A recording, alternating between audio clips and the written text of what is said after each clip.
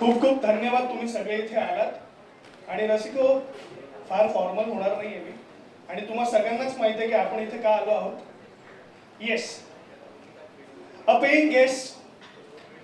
अ paying guest या चित्रपटाचं आज आपण झलक बघणार आहोत. अ पेइंग घोस्ट, सॉरी, फार काळ मुंबईत पीजी राहिल्यावर असंच होतं. 15 मिनिटं झाली, नुसताच बसलाय. बोलणार आहेस का काही?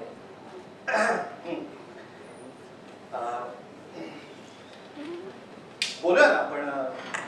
उद्या परवा मी बोलेन ना. तुझा उद्या कधीच येणार नाही.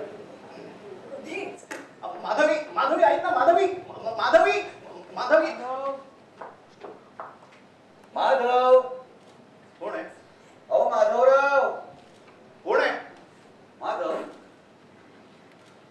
माधव, नमस्कार. नमस्कार. माझं तुझ्याकडे जरा काम आहे. म्हणजे मी सकाळपासून तुझ्या मागे मागे आहे. मी गजानन एकबोटे, तुझ्या काकांचा मी भाडेकरू होतो. ते एकबोटे तर वारले, पण मी तरी पुढे जिवंत आहे.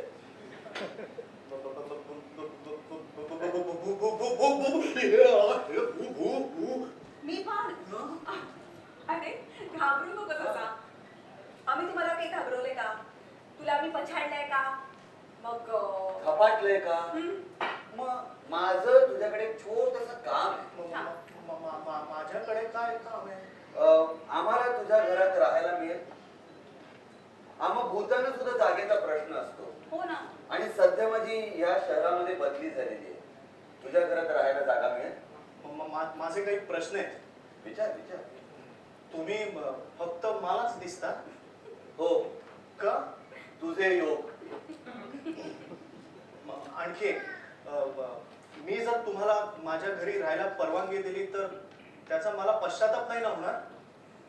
तू काळजी करू नकोस माधव. झाला तर फायदा होईल, मी वचन देतो.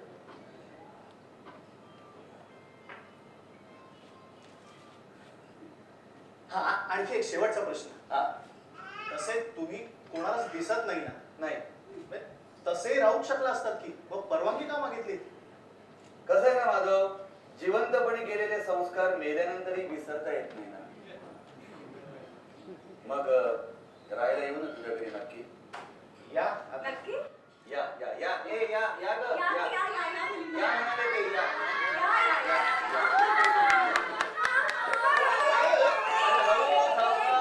सप्तमी, अष्टमी, नवमी, इकडे या, इकडे या, इकडे सावकाश. या. कुठे हे काय?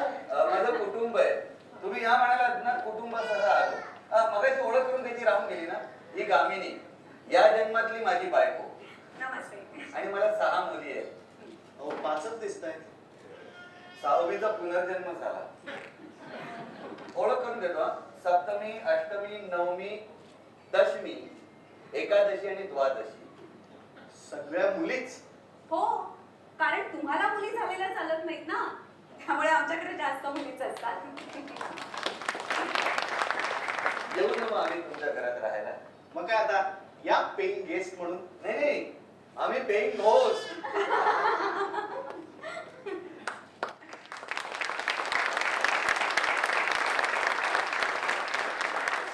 तर अशा प्रकारे या माधवाच्या घरात त्याच्या आयुष्यात भूत फॅमिली येऊन राहू लागली, आणि मग त्याचं आयुष्य पार बदलून गेलं. एकदा जोरदार टाळ्या झाल्या पाहिजे. मी कलाकारांना विनंती करतो त्यांनी तो प्रदर्शन घ्यावं. या चित्रपटातील कलाकारांना उमेश कामत, स्पृहा जोशी, पुष्कर श्रोत्री, शर्वणी पिल्ले, अनिता दाते, अतुल परचुले, तसंच निर्माता जयंत लाडे त्या टीमसाठी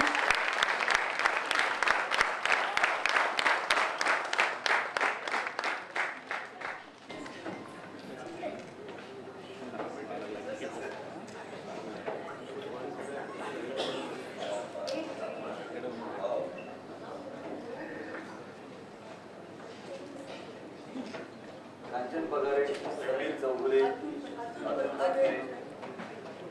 रसिको. त्याचबरोबर या चित्रपटाचे प्रस्तुत करते डॉक्टर अंबरीश दरक यांना मी विनंती करतो कृपया मंचावर यावं. आणि रसिको, त्याचबरोबर आपले सर्वांचे लाडके महाराष्ट्राचे महागुरु सचिन पिळगावकर इकडे आले आहेत. जोरदार टाळ्या त्यांच्यासाठी. तुमचा विनंती करतो सर तुमच्या विषयावर.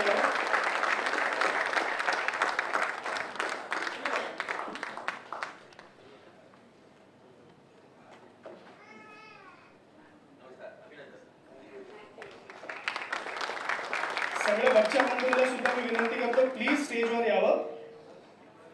या चित्रपटातील भूतांना घाबरून काही उपयोग नाहीये. देवानंदचं पिक्चर बघितलं होतं या आधीच, पण ते फक्त पेईंग गेस्ट होतं. घोस्टला बघायची खरंच आतुरता लागलेली आहे. म्हणजे आय एम व्हेरी क्युरियस आणि अँक्शियस टू सी की पेईंग घोस्ट कसा असतो. आणि तसंही आमचं भूतच आहे, फार लाडका आहे तो. जेव्हा जेव्हा स्क्रीनवर असतो किंवा स्क्रीनवर नसतो तेव्हा सर्व ठिकाणी तो अतिशय एंटरटेनिंग असतो. आणि त्याचबरोबर हे जे जोडपं आहे या चित्रपटातलं तेही माझा लाडका आहे. याचं मी I can give a proof also. कारण यांच्या पहिल्या एकत्र जेव्हा ते लोक आले होते मालिकेला तेव्हा त्याचा जो टायटल ट्रॅक होता तो मी गायला होता. तर तेव्हापासून मी यांच्या बरोबर आहे. आणि या चित्रपटाच्या पूर्ण निर्मितीला, निर्मात्यांना, दिग्दर्शकाला, लेखकाला आणि सर्व कलावंतांना, माझ्या वयाच्या सर्व कलावंतांना मी सदिच्छा देतो, शुभ आशीर्वाद देतो. I wish you all the best and let us get together again with the success of this film. Thank you so much.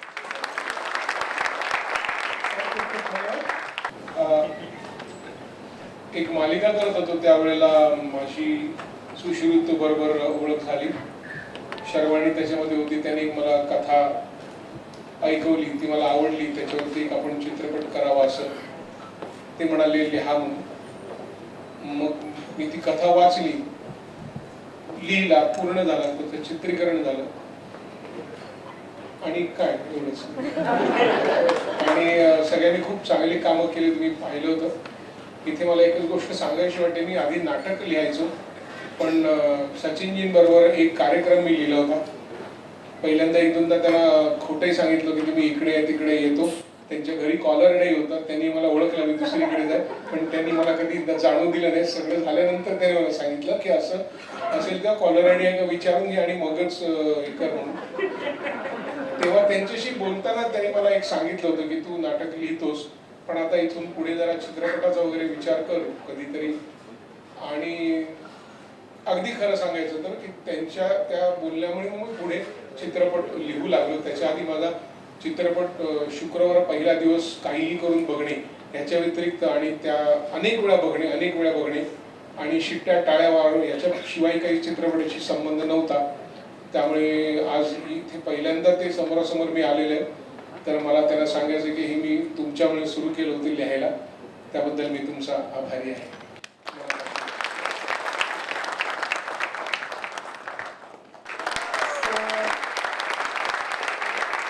आपली फिल्म बेस्ट आहे असं आपण म्हणूया.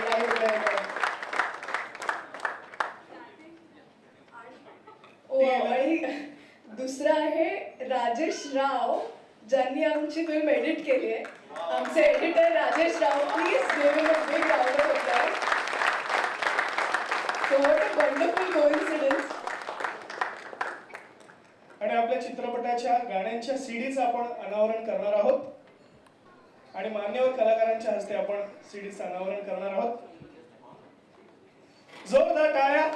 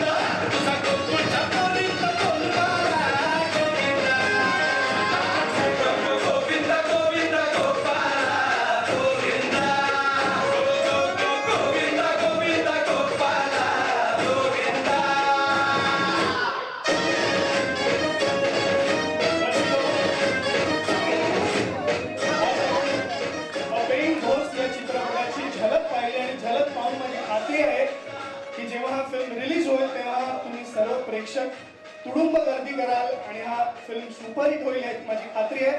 जोरदार टाळ्या झाल्या पाहिजे पूर्ण टीमसाठी, त्यांच्या